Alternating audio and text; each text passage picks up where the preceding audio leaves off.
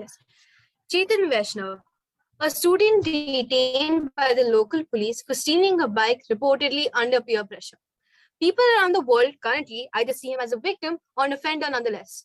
However, the delicacy of his current state necessitates a course of action that not only includes the acknowledgement of his wrongdoings, but also its comprehension, which further acts as a foundation for his improvement and enhancement, which is, in summary, learning culpability. Greetings to one all. I'm Maanya Singh, stand before you, expressing my views against the motion. I will be mainly discussing 2 points. Firstly, how peer pressure delinquent teen is culpable.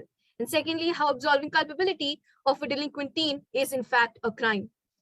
So, these peer pressure teens are culpable for their actions, which includes the crimes themselves. Many factors need to be taken into account. External factors like peer influence remain like parasites that heavily depend on the host. The host can either continue to feed them or it can cut them off. So this voluntary acquiescence or submission makes this teen culpable. A teen experiencing peer pressure, just like any other teen with the same moral education and same mental health awareness, makes varied choices. This is a test of his or her agency. This failure of agency makes this teen culpable, but also proves the need for culpability. A teen also makes varied choices, and these choices involved is another factor that needs to be taken into account.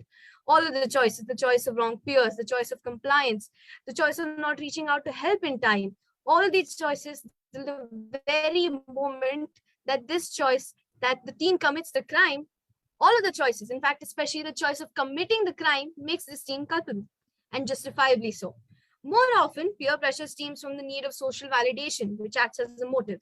This motive is then further cemented by a goal, which is committing the crime. While the steps leading to it involve active thinking, perpetual awareness, which guides this teen to commit the crime, quote unquote, successfully. This teen can either be completely aware of the consequences, or there can be a blind spot in his awareness surrounding the offense, a lack of understanding of the crime's actuality, and consequently of guilt. While the initial felony may be a strategized one or an impulsive act, this mentality can aid more such crimes. This will only stop when the offender is held accountable. Absolving culpability of delinquent teens is in fact a crime.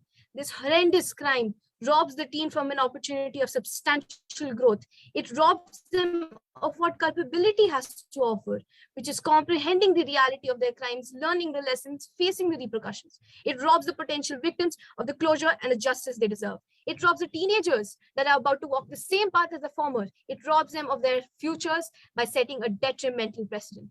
In conclusion, I'd like to say that culpability, which incorporates accountability and responsibility, is as necessary as diagnosis of an illness is to its cure, and debates are to substantial change. Thank you.